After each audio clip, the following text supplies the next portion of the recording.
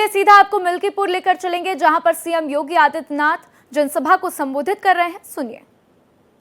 के सहकारिता मंत्री जो निरंतर आपके बीच में रह करके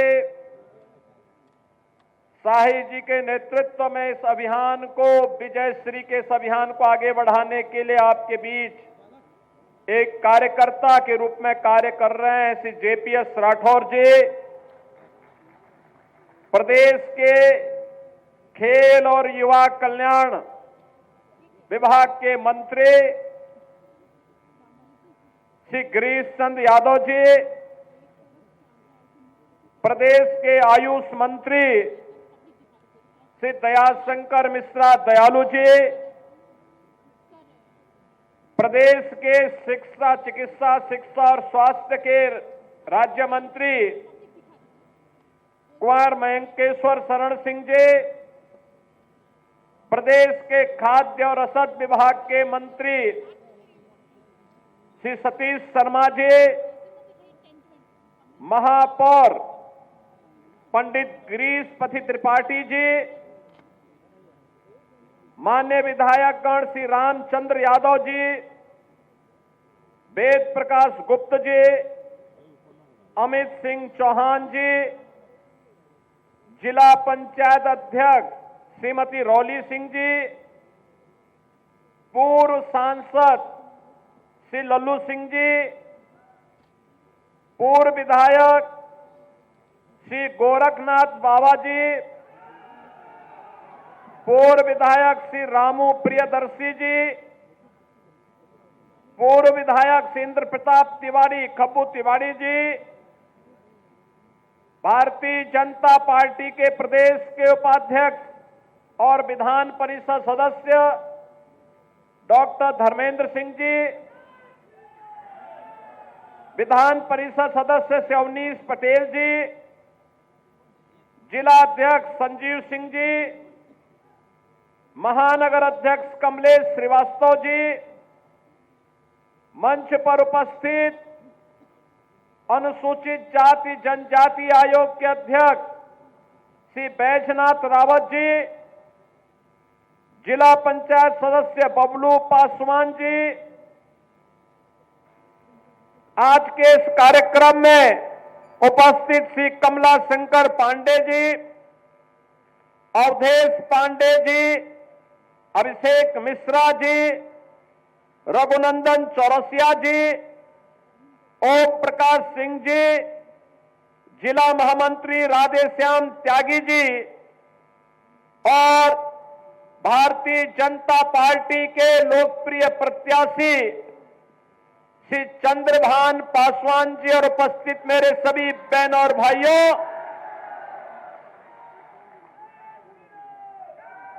आज मुझे एक बार फिर से अयोध्या जनपद की इस मिल्कीपुर विधानसभा में आपके बीच में आने का सौभाग्य प्राप्त हो रहा है और आपके उत्साह को देख करके, आपके उमंग को देख करके मुझे प्रयागराज का महाकुंभ याद आ रहा है।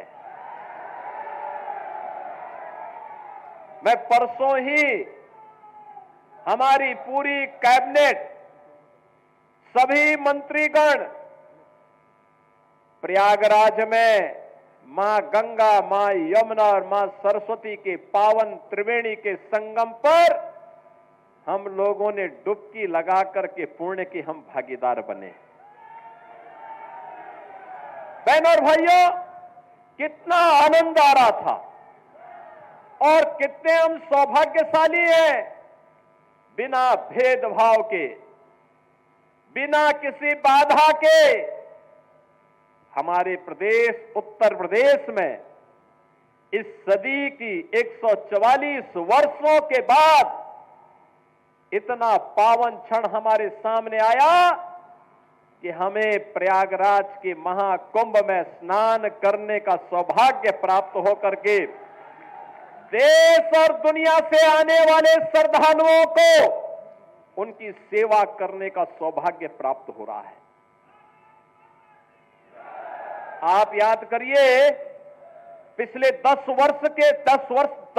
दिन के अंदर, पिछले 10 दिन में प्रयागराज में 10 करोड़ श्रद्धालुओं ने पावन त्रिवेणी के संगम में स्नान किया। 10 करोड़ लोगों ने।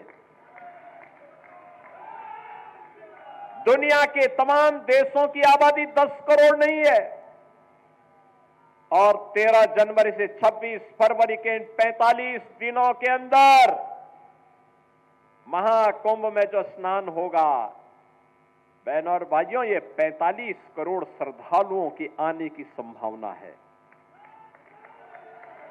45 करोड़ आबादी दुनिया में केवल 2 देशों की है। 45 करोड़ से ज्यादा, एक भारत की है और दूसरा चीन की है।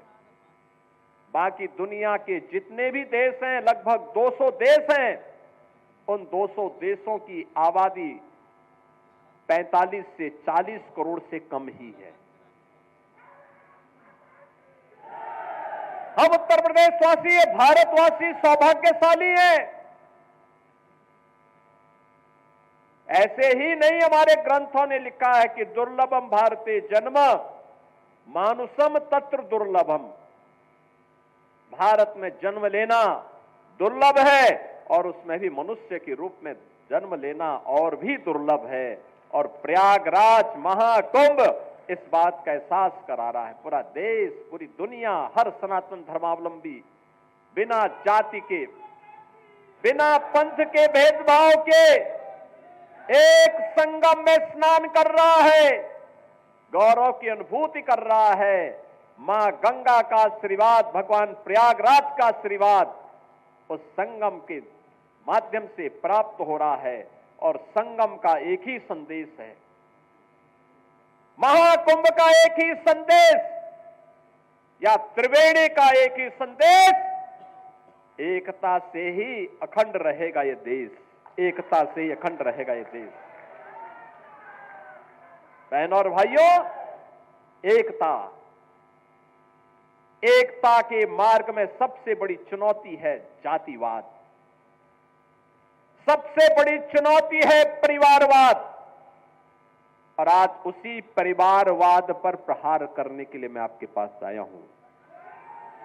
उसी जातिवाद पर प्रहार करने के लिए मैं आपके पास आया हूं, आपसे अनुरोध करने के लिए, आपसे अपील करने के लिए।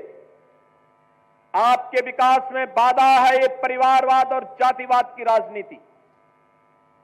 आपके विकास में बाधा है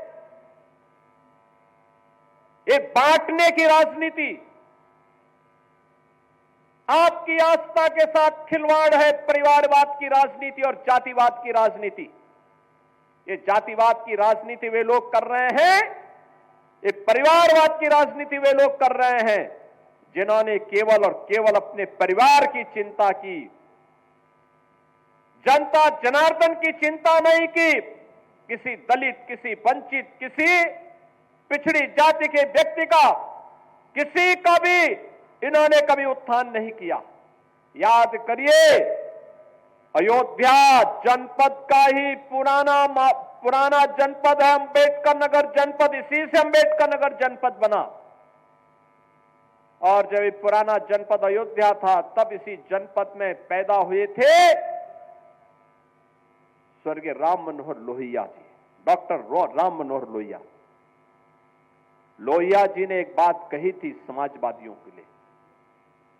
उन्होंने कहा था, संपत्ति और संतति के चक्कर में जो पड़े वह समाजवादी नहीं। आप मुझे बताओ, ये आज के समाजवादी तो संपत्ति के ही चक्कर में ज्यादा पड़े हैं।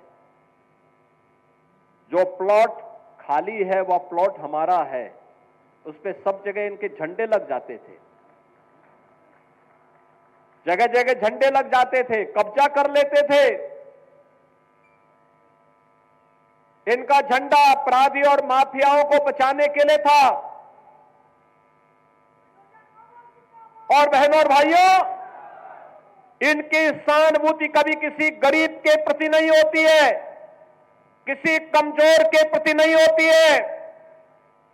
ये लोग उस हर कार्य का विरोध करते हैं। आप देख रहे होंगे समाजवादी पार्टी के अध्यक्ष का, पूर्व मुख्यमंत्री का बयान, महाकुंभ को लेकर के जब पूरा देश और पूरी दुनिया प्रयागराज की धरती की ओर आकर्षित हो रही है, तब ये रोज महाकुंभ के बारे में दुष्प्रचार करते हैं, रोज दुष्प्रचार करते हैं, यानी दुष्प्रचार करके भारत की आस्था के साथ खिलवाड़ करते हैं, आपकी आस्था के साथ खिलवाड़ करते हैं।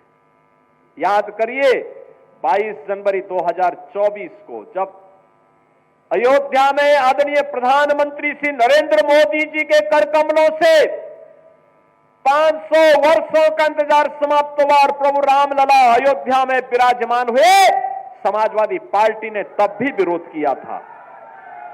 समाजवादी पार्टी ने तब भी विरोध करके आपकी आस्था के साथ खिलवाड़ किया था। ये वही समाजवादी पार्टी है, ये वही समाजवादी पार्टी है। ये समाजवादी पार्टी के हाथ कार सेवकों के खून से सने हुए हैं, जिन्होंने सरयू मैया को कार सेवकों के खून से लाल करने का काम किया था। अयोध्या की गलियों में निर्दोष कार सेवकों पर गोलियां बरसाई थी। ये वही समाजवादी पार्टी है। अयोध्या में राम मंदिर का विरोध करती है, महाकुंभ का विरोध करती है। जब हम लोगों ने प्रधानमंत्री जी की प्रेरणा से अयोध्या के इंटरनेशनल एयरपोर्ट का नामकरण महर्षि वाल्मीकि के नाम पर रखा, समाजवादी पार्टी ने उसका भी विरोध कर दिया। जब आदरणीय प्रधानमंत्री जी के नेतृत्व में काशी में सदगुरु संत रविदास जी की जन्मभूमि क्षीर गोवर्धन का विकास होने लग गया, तो समाजवादी पार्टी ने उसका भी विरोध किया। जब महर्षि वाल्मीकि जी की पावन जन्मभूमि लालापुर उनकी साधना स्थली है, लालापुर के विकास के लिए हमारी सरकार ने पर्यटन विकास की योजना के माध्यम से कार्य करना प्रारंभ किया, समाजवादी पार्टी ने उसका भी विरोध किया। जब संत तुलसीदास जी, जिन्होंने रामलीलाओं के माध्यम से मध्यकाल में विदेशी हुकूमत की चूल्हों को हिलाने का काम किया था, जब राजापुर का विकास कराने के लिए हमारी सरकार आगे बढ़ी, तो समाजवादी पार्टी ने उसका भी विरोध किया। याद करिए, जब हमारी सरकार ने लखनऊ में बिजली पासी के किले को, उसके सुंदरीकरण की कार्य योजना को आगे बढ़ाने का काम किया, समाजवादी पार्टी उसका भी विरोध किया। समाजवादी पार्टी जब हमारी सरकार ने महाराज सोहेल देव के विजय स्मारक को बहराइच के अंदर भव्य रूप देने का काम किया, समाजवादी पार्टी उसका भी विरोध की। जब हमारी सरकार ने 3 बटालियन, महिला बटालियन, पीएसी की 3 महिला बटालियन वीरांगना उदा देवी के नाम पर, वीरांगना झलकारी बाई के नाम पर, वीरांगना अवंती बाई के नाम पर